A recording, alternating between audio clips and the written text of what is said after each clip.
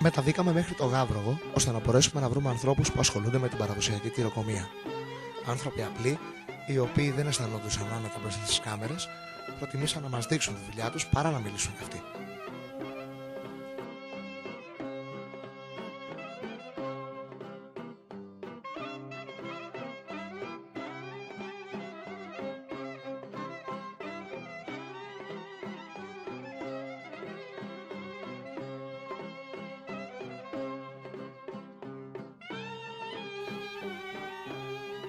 Το τυρί, τροφή γνωστή από την αρχαιότητα, παρασκευάζεται από το γάλα, με την επίδραση ουσιών οι οποίες δρούν θηραματικά. Υπάρχουν διάφορα είδη τυριών, σκληρά, μαλακά κτλ. Με γνωστότερα ελληνικά τυριά τη φέτα, τη γραβιέρα, το μανούρι, το κασέρι και άλλα.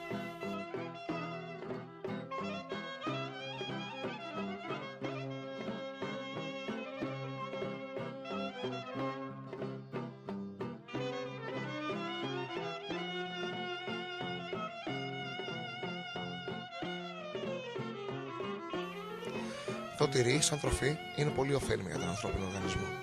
Η παρασκευή του είναι απλή. Αρχικά το γάλα βράζεται και έπειτα προστίθεται μαγιά, γνωστή και ως πιτιά. Το γάλα μπορεί να είναι είτε από αγελάδα, είτε από πρόβατο, είτε και από άλλα ζώα. Με την ανάδευση προστίθεται και άλλες χημικές ουσίες και στη συνέχεια το υλικό που έπηξε διαχωρίζεται από το αραιό γάλα. Το αραιό γάλα λέγεται συνήθως τυρόγαλο και το πυγμένο υλικό τυρόπυγμα.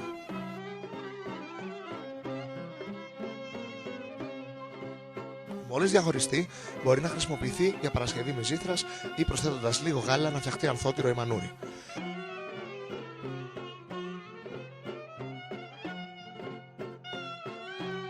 Το μείγμα ξαναβράζεται για την παρασκευή των σκληρών τυριών. Έπειτα στραγγίζεται με την τζαντίλα, ένα στερεό πανί και τοποθετείται σε καλούπια.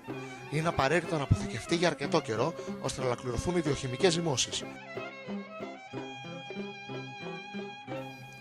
Οι τελευταίες προκαλούνται από θηράματα τα οποία παράγονται από ζυμομύκητες και βακτήρια.